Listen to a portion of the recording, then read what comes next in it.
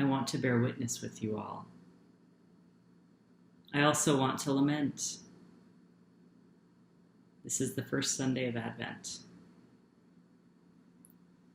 Lament, like poetry, is the entering of a room.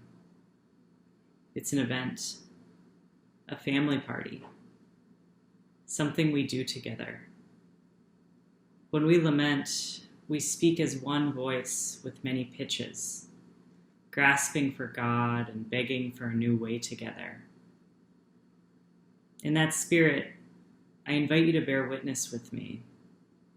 Even though I'm in my kitchen and you're clicking around somewhere else, we are connected actively in this mutual building of meaning. I wish we could do so in person. A friend of mine told me about a meeting she had earlier this year between a group of students and an artist working in their dream field. The students asked the artist, "How do you deal with your fears of scarcity? That there will not be enough jobs, fellowships, support for your work?" The artist said, "Well, first of all, scarcity isn't real." Then she said, "Also, I don't participate in time." VanDerburgh, the late revolutionary poet lost so recently, wrote a poem titled Rant that I've been thinking a lot about. A section of that piece found me a few weeks ago. It is, in all caps, "The only war that matters is the war against the imagination. All other wars are subsumed in it." And here we are, week 1 of Advent.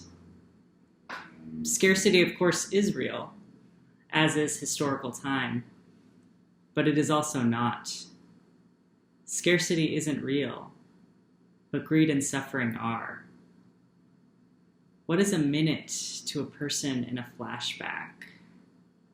How does a timesheet feel up against what it means to be lost in a project? To lament is to beg for intercession, for a piercing of historic time by the divine to make this life more bearable, for justice to arrive in one weird way because the systems of life right now aren't producing what is needed speedily enough. Lament, grieving with and for a collective, with the intensity of individual loss. Biblical grief. In Advent? Elsewhere in the poem, VanDerburgh wrote, "History is the dream of what it can be. It is the relationship, the relation between things in a continuum." On this first week of candle lighting, there are certain messages we may need and may expect. One being, wait. Wait. Someone will be born, a little baby, with lineages we can or cannot trace to the most blessed people, maybe. A God baby is going to happen to us. He's going to live and grow and ethically interpret for his people. He's going to be lynched by both an occupying force, an empire, and a mob, large and beyond time, killed by people who could not begin to believe in a sort of boundary-shattering being together. Easter, he will not die.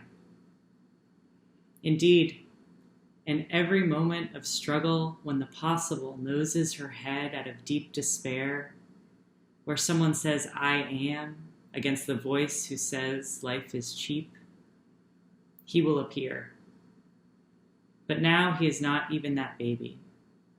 And so we wait. Advent. I notice now, as I always should, that God is here. And in this text, too, that we're reading together, Mark 13, she has put herself in history. Ineffable breath moving within a man who died and then woke up. Stay awake, the text says, or one witness says into the text, stay awake. Mark 13. As Jesus concluded his message to his disciples, his message that one world would end, only for his world to continue on, a hint towards a beyond time, maybe, he said, what I say to you, I say to all, keep awake. Diane de Prima, almost 2,000 years later, wrote down and probably said, the only war that matters is the war against the imagination. All other wars are subsumed in it. She also said in that same poem, the ground of the imagination is fearlessness. How does time feel for you when you're with your best friend, captivated? Stay awake, writes a fragment of grief and desire named Mark, from the mouth of this God-man who grows up, this Jesus. World's ending, Jesus says. Well, one of them. But this one, or this next one, will not. As long as you keep choosing to hold it. As long as you keep it. This memory, this covenant of being with God. We who say yes. We are makers who are still keenly aware of our createdness in all of its strangeness. The only war that matters is the war against the imagination. All other wars are subsumed in it. Jesus said the words, said to his disciples, stay awake and let go of your timeline. Not wake up, but stay awake.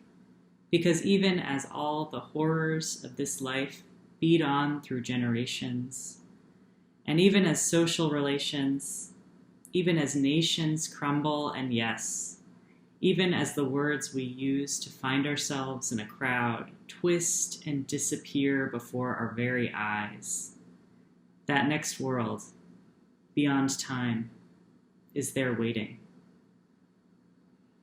There are things to interpret here about the blessed Second Temple being destroyed by an empire that would soon also crumble into imperfect memory. There's commentary I cannot hold today, occupying indigenous land as I am, standing as I am within the zones of a city built on and then made fabulously wealthy through racial apartheid, white capitalism, white terrorism, acts of warfare against the imagination. Sitting as I am at home now, watching myself on TV 3 days after filming what has happened between now and now.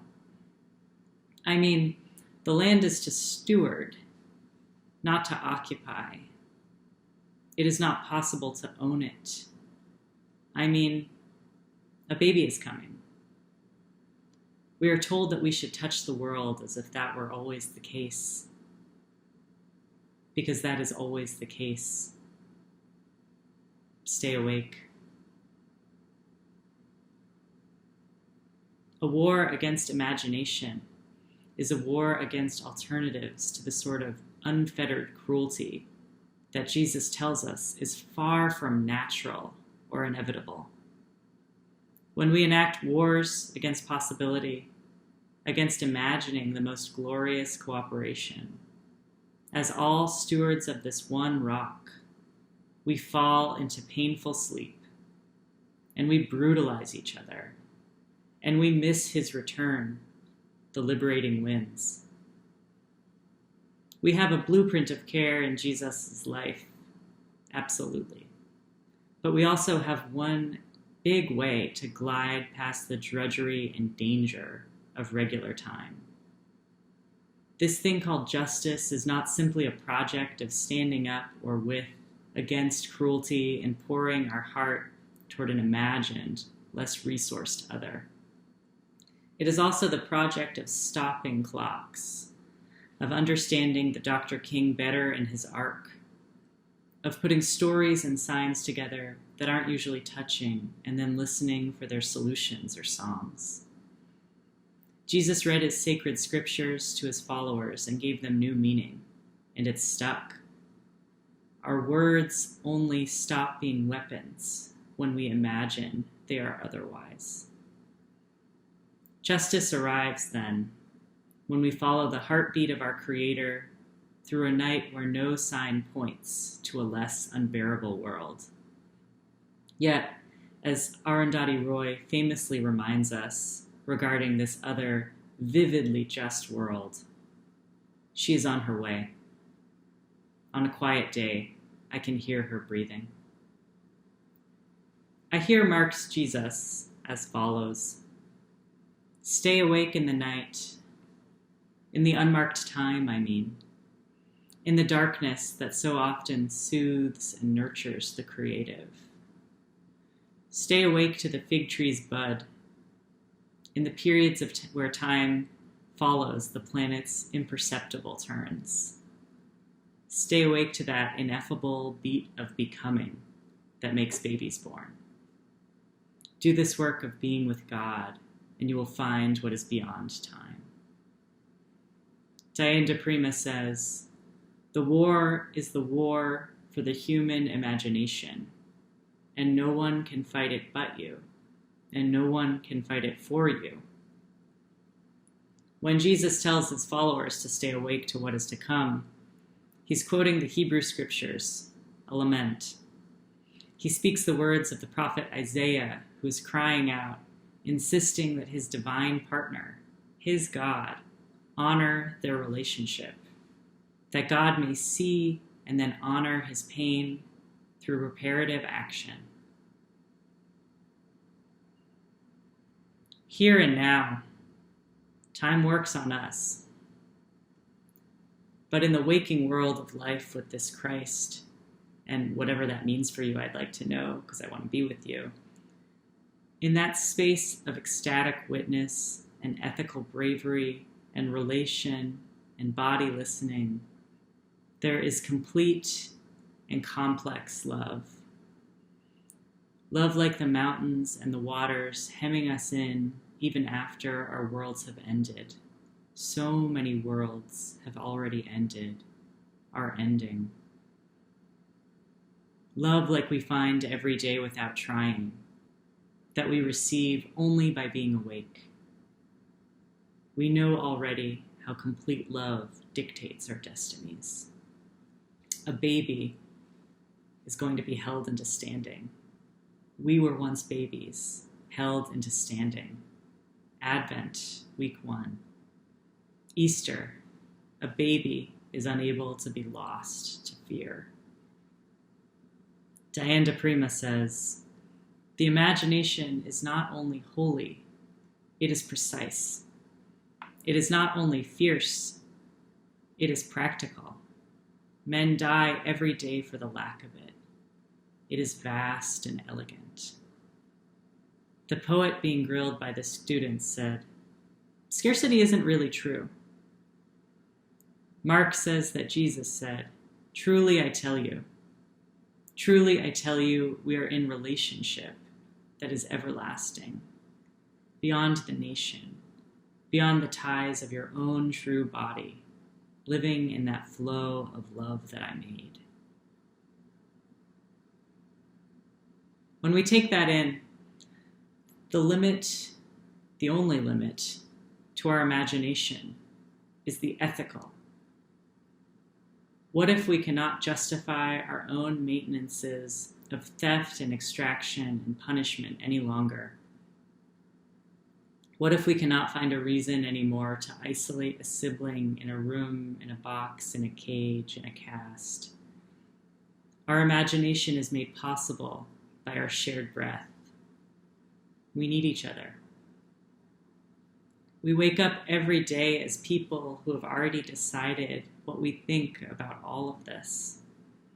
We wake up certain of what is just and what is not. Yet we find ourselves here in our various social locations with our various access to resources and power and voice and movement. We find ourselves enacting daily cruelties, often in vastly unequal doses. Anyway, Very little lasts. The things we've built that are grounded in coercion, policed and militarized into growth instead of nurtured, those things have even less of a chance to last. Our preferences towards coercion are not eternal. Our forms of finding each other are always in flux, will not last. This city was not God ordained. This country has never been promised to last. It is a new project formed from coercion and policing and extraction and militarization and idealism and effort. What if we begin there as we think about how we move as individuals walking in the same direction with love? What will last is our foundation, one that should stop us with joy as we prep our weeks to celebrate one baby born 2,000 years ago. We are not only makers. We were created. We share breath. We make possibilities based on how attuned we stay to those astounding facts. Jesus said, "Hold up. That's what stays. That's what must stay, this loving hope. Stay awake." We can and we must undo the mediators between ourselves, God made, and our neighbors, God made, and this world of things and creatures, God made. We can steward again toward a time beyond time. As we wait for this baby to come, we know that new depths are breaking us into something else. Our own tradition, born from this one divine interpreter, gives us tools to separate great care from great cruelty.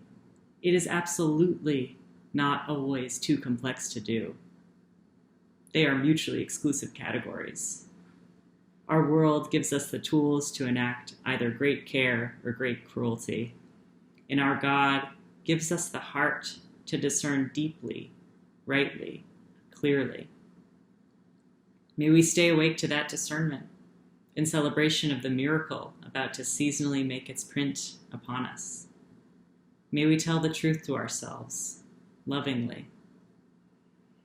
May we light the fires of real justice to guide the wise our way. Let this country pass into new imaginations.